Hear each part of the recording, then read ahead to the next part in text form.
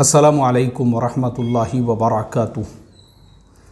मोहतरम भाइयों, बुज़ुर्गों, दोस्तों, सऊदी अरबिया में तबलीगी जमात पर पाबंदी के बाद से जो लोग फ़ज़ाइल आमाल पे इश्काल कर रहे हैं, तबलीगी जमात पे इश्काल कर रहे हैं और ख़ुद सऊदी के अंदर जुमा के खुतबों में उन्होंने जिस चीज़ को हाईलाइट किया है वह है सूफ़ियत। उनका कहना यह है कि ये सूफ़ियत वाली जमात है और इन्होंने तसव्वुफ़ के अंदर इतना ज़्यादा गुलू कर दिया है कि ये अपने पीरों की, अपने बुज़ुर्गों की इबादत करते हैं, उनकी परस्तिश करते हैं और उनको इन्होंने नबियों से, सहाबा से और जो है अल्लाह ताला के अर्श तक पहुंचा दिया हुआ है। इस तरह के इल्ज़ामात लगाए जा रहे हैं। चलिए आज जो है हम इस केस को टेक्निकल एनालिसिस करते हैं कि क्या वाकई में भी हमने ऐसा गुलू किया है, क्या हमने वाकई में भी ऐसी शबीह और शक्ल इख्तियार की है जिसकी वजह से सऊदी है या दीगर अरब मुल्कों के अंदर हमको सूफिया या तसव्वुफ़ से जोड़कर उसमें गुलू करने वाले कहा जा रहा है। देखो मोहतरम दोस्तों, ये बात एकदम साफ साफ है। हम भारत में रहते हैं, भारत, पाकिस्तान, बांग्लादेश, ये तीनों मुल्कों के अंदर कोई भी इंसान किसी भी दीनी लाइन से जुड़ा हुआ है तो उसके लिए हमने जो है ना एक अलग टाइप की उसकी शक्ल, एक सूरत और उसकी एक इमेज तैयार की हुई है कि उसने दुनिया से बहुत ज़्यादा दूर होना चाहिए, तिजारत व कारोबार के अंदर उसने पार्टिसिपेट नहीं करना चाहिए, उसने हायर एजुकेशन नहीं हासिल करना चाहिए, इसी तरह से उसने मॉडर्न चीज़ों से दूर रहना चाहिए, बल्कि उसकी शक्ल व सूरत हमने ऐसी इख्तियार की हुई है कि वो बिल्कुल दुनिया से अलग थलग हो जाए, जैसे हमारे दीगर मज़ाहिब में होता है। जैसे मैंने बताया, भारत, पाकिस्तान, बांग्लादेश चूँकि हिंदुआना रस्म व रिवाज हमारे घरों में, हमारे मुआशरत में, हमारे मुआमलात में, हर चीज़ में है, तो हमारे मजहबी उमूर के अंदर भी वो चीज़ है। जब हमने देखे कि भाई हिंदू धर्म है या जो बुद्ध धर्म है, उनके जो मजहबी पेशवा होते हैं वो बिल्कुल दुनिया से एकदम दूर होते हैं। उनका अपना एक सादा सिंपल लिबास होता है और इसी तरह से उनका अपना सादी सिंपल एक उनकी ज़िंदगी होती है। हमने इस्लाम को भी उससे जोड़कर एक नज़रिया ऐसा बनाया कि हमारे भी जो मजहबी रहनुमा हैं उन्होंने भी मॉडर्न नहीं होना चाहिए। मैं आपको उसकी 2-3 मिसालें देता हूँ। एक वाक़या तो मैं आपको ख़ुद मेरा बताता हूँ। जिस वक्त में मैंने 10वीं का इम्तिहान देने के लिए 17 नंबर फॉर्म भरा तो एक डॉक्टर साहब से मेरी मुलाकात हुई। इत्तेफाक से वो मुझे रेलवे स्टेशन के ऊपर मिल गए और मेरे से पूछने लगे, और आप कहाँ तशरीफ़ ले जा रहे हैं? मैं बोला, भाई पड़ोस में जो शहर है मैं वहाँ जा रहा हूँ और मैंने 17 नंबर फॉर्म भरा हूँ। कुछ मेरा जो है जो इम्तिहान हॉल का जो हॉल टिकट होता है वो आया हुआ है वो लेने के लिए। अब वो ख़ुद जो है वो डॉक्टर साहब है, उनकी अपनी ख़ुद की कोशिश ये है कि मेरे बच्चे भी डॉक्टर बने। माशाल्लाह वो एक वेल सेटिस्फाइड लाइफ जी रहे हैं, लेकिन उनका पहला जुमला मेरे लिए यही था, अरे क्या ज़रूरत थी बोले तुमको दुनिया की तालीम हासिल करने की, यार तुम इमाम साहब हो, तुम्हारे जैसे लोगों ने मस्जिद में इमामत करना चाहिए, बच्चों को पढ़ाना चाहिए, तुम्हारे जैसे लोगों ने क्या दुनिया में पढ़ के कुछ फ़ायदा नहीं है बोले, ये अपना काम ही नहीं है, ये अपनी लाइन ही नहीं है बोले, ये दुनिया की चीज़ों के अंदर पढ़ना। ये मुसलमान कौम के एक डॉक्टर के अल्फाज है, उसके ये जुमले हैं, जो ख़ुद एक वेल सेटल लाइफ जी रहा है, जो एक माशाल्लाह बेहतरीन ज़िंदगी गुजार रहा है और जिसके फैमिली का बैकग्राउंड देखेंगे तो सब एक से बढ़कर एक दुनियावी उलूम के अंदर हायर एजुकेटेड है। वैसे इंसान का बोलना यह है कि वो ख़ुद अपने एक इमाम साहब को दुनियावी तालीम हासिल करते नहीं देखना चाहता, क्योंकि उसकी मेंटालिटी ऐसी बनी हुई है इंडिया के अंदर, उसकी सोच बनी हुई है ऐसी कि भाई हमारा अगर कोई मजहबी रहनुमा है, मजहबी पेशवा, क्योंकि उसने हमारे हिंदू भाइयों में देखा, हिंदू धर्म के अंदर देखा, उनके साधु कैसे होते हैं, उनके संत कैसे होते हैं, वो शादी नहीं करते हैं, उनको दुनिया से कोई ताल्लुक़ नहीं होता है, वो भिक्षा मांगकर जो है अपना गुज़र बसर करते हैं। मुसलमानों की भी भारत, पाकिस्तान, बांग्लादेश में मेंटालिटी और थिंकिंग यही है कि हमारे मजहबी रहनुमा भी ऐसे ही होना चाहिए। इसी को हमने दीन समझा हुआ है। ये मैं आपको एकदम कॉमन बता रहा हूँ। अब एक और दूसरी मिसाल, एक अल्लाह वाले, मैं उनके साथ में एक सफ़र में था। अब वो जो अल्लाह वाले थे वो ऐसा मोबाइल इस्तेमाल करते थे जिसमें कैमरा वगैरह कुछ भी नहीं, एकदम सादा मोबाइल।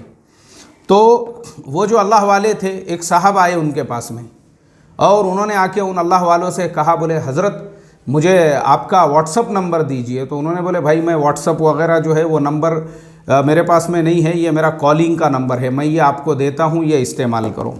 अब चूँकि मैं उनके साथ सफ़र में था तो मुझे कुछ दिन उनके साथ में रहने का मौका मिला, तो मैंने देखा कि जब वो अकेले होते थे तो उनके पास में भी एक मोबाइल था ऐसा जिसके ऊपर व्हाट्सअप भी था, टेलीग्राम भी था, और माशाल्लाह वो भी जो है तमाम दुनिया के हालात जो है उससे बाखबर रहते थे।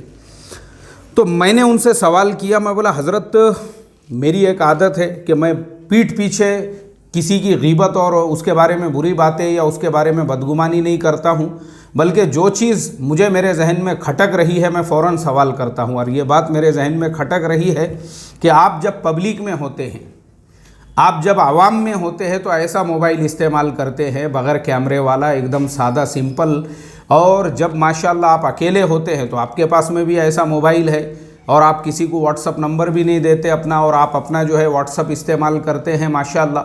तो उन्होंने मेरे से कहा, बोले देखो मौलवी साहब, हम जो समाज में रहते हैं ना, हम जो समाज में रहते हैं ये समाज अंधों का समाज है, क्योंकि हमारे समाज के अंदर अब मेरे जैसा जो बयान करने वाला इंसान है, लोग मुझे जिस नज़र से देखते हैं तो उनका नज़रिया ऐसा है पब्लिक का कि हमारे जो हज़रत है उन्होंने दुनिया से बिल्कुल गाफिल होना चाहिए, दूर होना चाहिए, उनको व्हाट्सअप क्या है, फेसबुक क्या है, यूट्यूब क्या है, इसकी हवा भी नहीं लगी हुई होना चाहिए। उन्होंने एकदम ऐसा सादा सिंपल मोबाइल इस्तेमाल करना चाहिए बस, जिसमें खाली कॉल आता है और जाता है, उसके अलावा यानी उनको दुनिया मालूम ही नहीं रहना चाहिए। ये लोगों की सोच है ऐसी, ऐसे ही लोगों को लोग अपना मजहबी रहनुमा समझते हैं।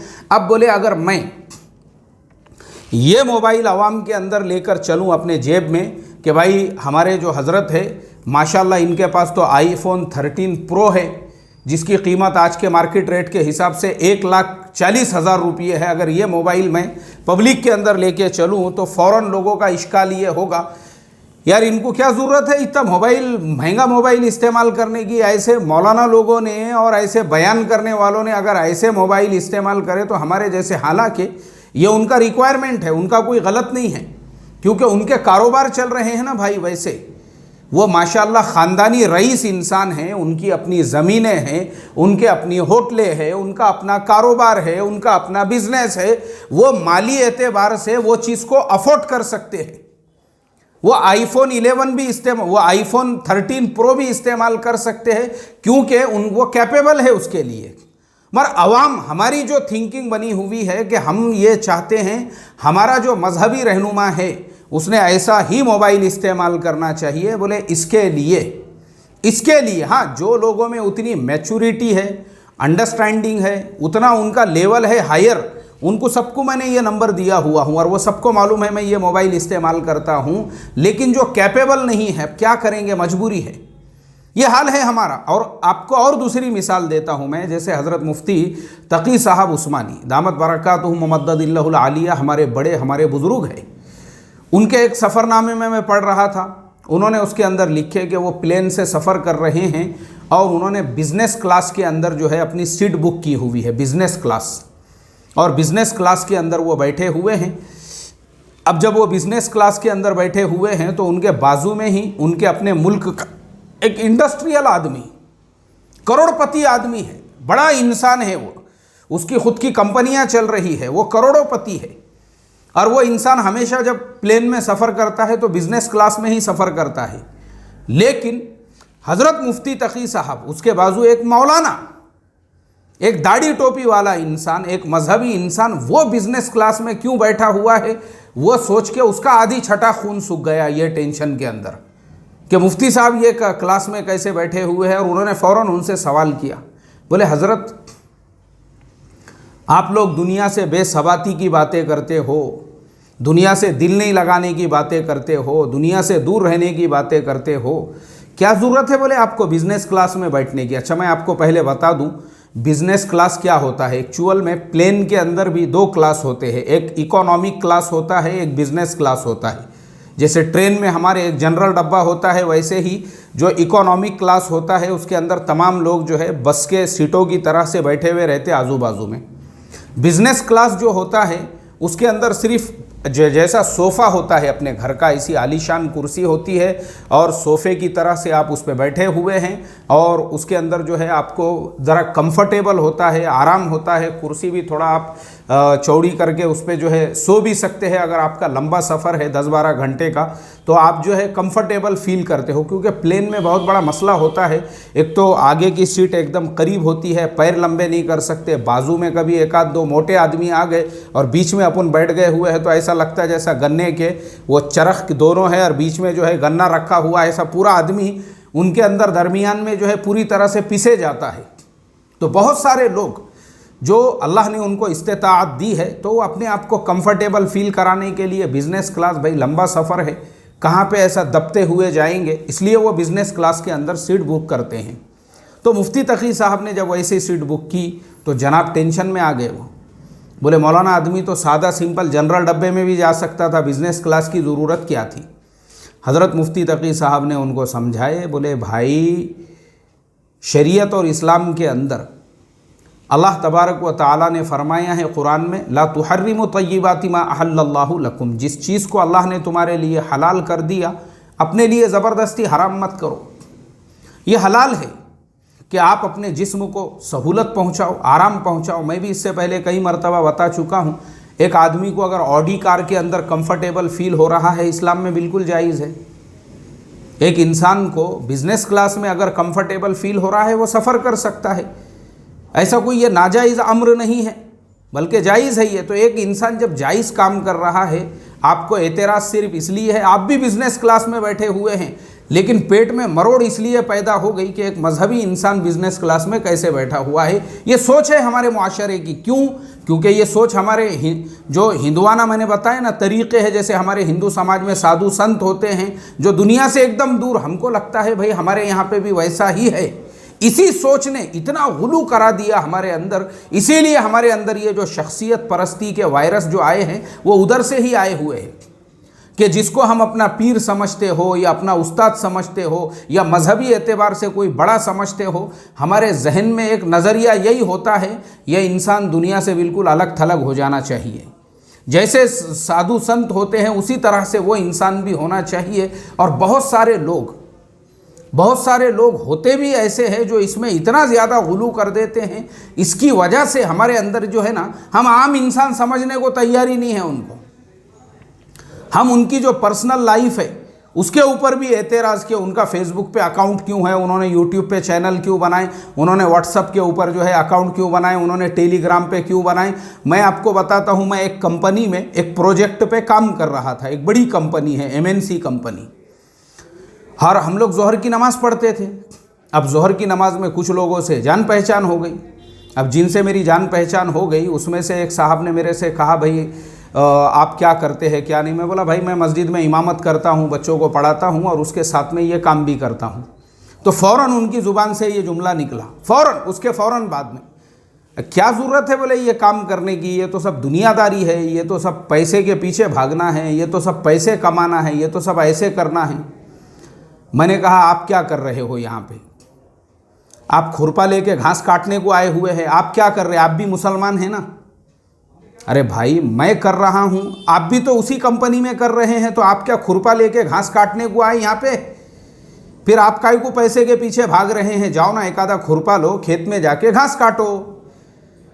भाई तुम क्या कर रहे हैं यहाँ पे? लेकिन प्रॉब्लम ऐसा है, जैसे ही मैंने उनको बताया कि मैं मस्जिद में इमामत भी करता हूँ और साथ में ये काम, तो फ़ौरन पेट में मरोड़ पैदा हो गई कि एक इमाम साहब वो साथ में जो है एक MNC कंपनी में जॉब कैसे कर रहे हैं। फ़ौरन यानी उसके जहन में यही था कि इमाम साहब है तो उन्होंने फटे पुराने हाल में होना चाहिए, उनके घर में फाका होना चाहिए, उनका बच्चा बीमार होना चाहिए, और उन्होंने अपने मजबूरी के वक्त में महल्ले के जो हाजी साहब, पाजी साहब और जो करोड़पति साहब और पैसे वाले साहब हैं उनको 10-10 मरतबा सलाम करना चाहिए, उनसे पैसे उधार मांग के अपनी ज़रूरतों को पूरा करना चाहिए। मतलब इन्होंने सिर्फ मोहताज रहना चाहिए, मिस्कीन रहना चाहिए, ये हमारी सोच है। हम कभी किसी इमाम साहब को मॉडर्न बनते देखना नहीं चाहते हैं, मॉडर्न टेक्नोलॉजीज़ का इस्तेमाल करते देखना नहीं चाहते हैं, उनका फेसबुक पे अकाउंट देखना नहीं चाहते। हाँ, हम सब करेंगे, हमारे जोरू का भी अकाउंट रहेगा, बेटी का भी अकाउंट रहेगा, बेटे का भी, हमारे पूरे ख़ानदान के अकाउंट रहेंगे, उससे हमको प्रॉब्लम नहीं है। हमारे इमाम साहब ने कैसे अकाउंट बना लिए तो पेट में मरोड़ और गड़बड़ शुरू हो जाएंगे। ये हमारा प्रॉब्लम है। यही हमारी भारतीय सोच ने हमको अकाबिर परस्त बनाया, हमको शख्सियत परस्त बनाया, क्योंकि हमारी सोच ही ऐसी है कि कोई बयान करने वाला अगर है उसने सादा सिंपल नहीं रहना चाहिए। यानी जैसे अब समाज की जब ऐसी सोच बन गई तो इससे प्रॉब्लम क्या हो गया कि हमारा जो मदारिस से फारिग होने वाला भी जो तबका है उनको भी ये लगता है कि भाई अब हमारा दुनिया से कोई लेना देना नहीं है, हम तिजारत नहीं कर सकते हैं, हम कारोबार नहीं कर सकते हैं, हम कोई दुकान नहीं लगा सकते हैं, तो फिर वो किस काम में लग गए। उनमें से जिनको जब ऐसी माली परेशानियां दरपेश आने लगी और हालात का वो शिकार होने लगे तो फिर बहुत सारे लग गए अमलियात की लाइन में। चलो बोले भाई ये एक स्टैंडर्ड धंधा है नींबू हरी मिर्ची बेचने का, तो कम से कम ये हम करते रहेंगे। ये प्रॉब्लम है हमारा। क्यों? क्योंकि आप दुकान तो डाल नहीं सकते। समाज ने जो है अगर दुकान डाल के इमाम साहब बैठेंगे तो उसको हमने एक ऐब की नज़र से देखना शुरू कर दिया है, उसको हम हमारा तसव्वुफ़ के ख़िलाफ़ हम समझने लग गए हैं। ये हमारी सोच बन गई हुई है। अल्लाह हिफाजत फरमाए हमारे दिमागों को, हमारी मेंटालिटी को जो है ना, ये हमारे भारतीय सोच की वजह से जैसी साधु संत रहते हैं, हम चाहते हैं हमारे भी मजहबी काम करने वाले वैसे ही रहो। हमने दुनिया से बिल्कुल उनको एक अलग थलग, एक अलग ही मखलूक बना दिया हुआ है। और उन्होंने खुद ने भी अपने आप को इस तरह से एक्सपोज करना जब शुरू किया कि भाई हम तो तुम्हारे मजहबी रहनुमा हैं और हम बाज़ार में नहीं जा सकते और हम पैदल नहीं चल सकते और हम ये नहीं कर सकते, वो नहीं कर सकते, इसी सोच की वजह से ये हालात हुए हैं। इसलिए भाई कॉमन मुसलमान बनो जैसे अरब मुल्कों में भी होते हैं। अल्लामा यूसुफ अल-करदावी पैदल अपने घर पे जाते आते हैं जामे अजहर के सामने से। मेरे मिस्री दोस्तों ने मुझे बताए और कि उनको यानी जैसे हमारे हजरत आ रहे हैं, हजरत आ रहे हैं, महाराज की जय हो, महाराज की जय हो, महाराज की जय हो बोल के जैसे हमारे यहाँ पे लाइन लग जाती है। हजरत आ रहे हैं कि दो चार रास्ते में ऐसे यूँ रुकू में खड़े हो गए हजरत के सामने ऐसे। ये हमारी इंडियन थिंकिंग और मेंटालिटी है, क्योंकि हमने उनको एक अलग मखलूक समझे। वो अल्लामा यूसुफ अल-करज़ावी इस वक्त उनको पूरी दुनिया का सबसे बड़ा आलिम दीन कहा जाता है। वो रास्ते से गुजर रहे हैं तो कोई भी ऐसी लाइन लगा के खड़े नहीं रहता और कोई ऐसा झुकता नहीं और कोई कुछ नहीं, और वह आम लोगों के जैसा दुकानों से सामान लेते हैं।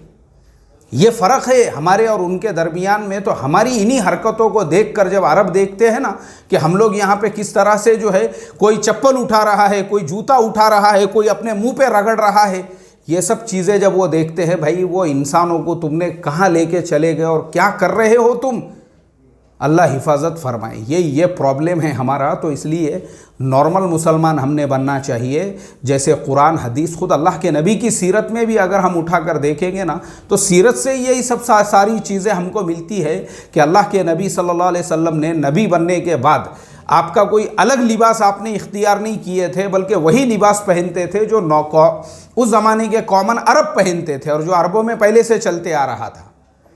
वही लिबास था आपका भी जो अरब उस ज़माने में पहनते थे। ये अगर हम सीरत में उठाकर देखेंगे, हमारे यहाँ के जैसा नहीं, जैसा मैंने कल के बयान में बताया, जैसे ही हज़रत जो है वो अपने अकाबिर हूँ, मैं कैसे बताऊँ, तो इस्तरी ऐसी कड़क जो है टोपी को कड़क इस्तरी मार के, ऐसी टोपी, मेरी टोपी सबसे ऊंची होना चाहिए, उसका तुर्रा सब छत को लगना चाहिए, उसका सेंटर जो है बीच में का जो बुर्ज अल खलीफा वो देख के लोगों को लगना चाहिए कि ये अकाबिर साहब है। ये घमंड की, अकड़ की, तकब्बुर की अलामत और निशानी है कि मैं अलग मखलूक हूँ, मुझे थोड़ा अलग समझो। ऐसा मत करो भाई अल्लाह के लिए। यही चीज़ों की वजह से हमारे ऊपर ये टैग लगा है कि ये लोग शख्सियत परस्त है, ये अकाबिर परस्त है, ये बुज़ुर्ग परस्त है बोल के। अल्लाह हमको इसकी समझ अता फरमाए। अस्सलामु अलैकुम व रहमतुल्लाहि व बरकातुहू।